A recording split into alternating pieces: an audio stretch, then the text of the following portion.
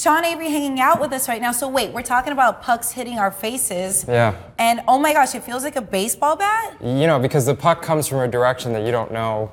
You have no idea where it's coming from. It's coming 100 miles an hour.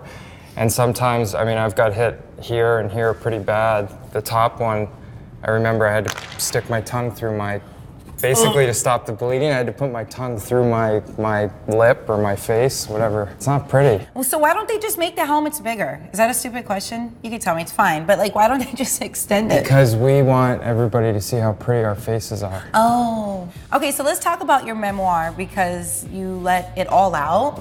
Ice Capades. Okay, so what are we gonna read in it? Athletes write memoirs when they're done playing generally, and I think that they write books that traditionally have been a book that they didn't really say too much because you have this mentality when you're playing that you're never allowed to say what you really want to say. That's just the rule in sports. Right. I generally wasn't that type of guy when I played. And here they go. Avery fell over for Derek. Sean Avery, power play goal. You know, what's so interesting is that I guess, you know, you would cause a scene and people knew you for that. And here I am talking to you and I'm like, I don't see it. Like, how did that, what? Yeah, I mean, I think the beautiful thing about sports that we're given this jersey and all of a sudden we're allowed to do things that you're not allowed to do in your regular life. Well, one, in hockey, you're allowed to fight.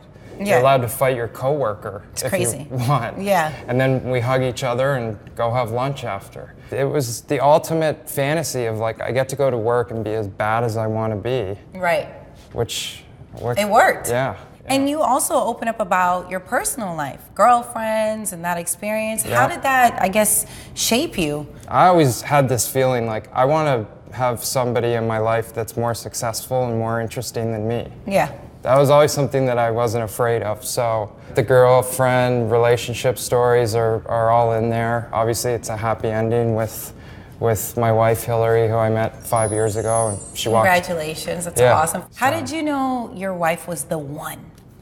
Every girl wants to know this, by the way. Yeah, I know. But what was it that you were just like, yep, I think I'm gonna marry her? When Hilary walked into a bar I owned in Tribeca, I literally nudged my friend and said, I'm gonna marry that girl. No, you didn't. Yeah, and I know you hear that before, people say that, but I think it was a moment where I just kind of looked at her and thought that there was an energy that took over. So I just kind of went for it, and then she played hard to get for a little bit. And nice. Is that something that women should do with yeah, guys? of course. Yeah. See, pay attention. Yeah. We're learning gems right now. This is great. But listen, I wasn't always a gentleman. But that's why we have the memoir. Yes. So the people that you talk about in it, from players to coaches to ex-girlfriends, have they contacted you and asked you, hey, hello, I'm here? No, I mean, I think that I was always very honest about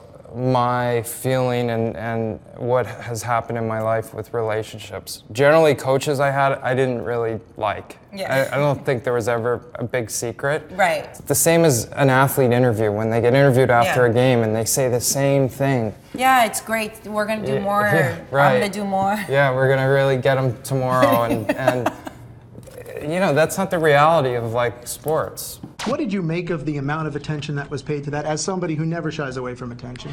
Well, like I've told you guys before, I read Vogue and not the sports pages. So how did you get into the fashion world? During the off season, while I was playing for the Rangers, I interned at Vogue, and I actually wrote Anna Wintour a letter asking if I could intern at the magazine, and was agreed that I could, and I showed up at the old building, 4 Times Square, ready to just kind of dive right in. Did you actually have to do intern stuff like get coffee and? Yeah. There's people that I think still today will say, I remember I saw you on the subway, you were soaking wet in sweat, and I was carrying garment bags to like downtown to a Stephen Klein photo shoot. That's so cool.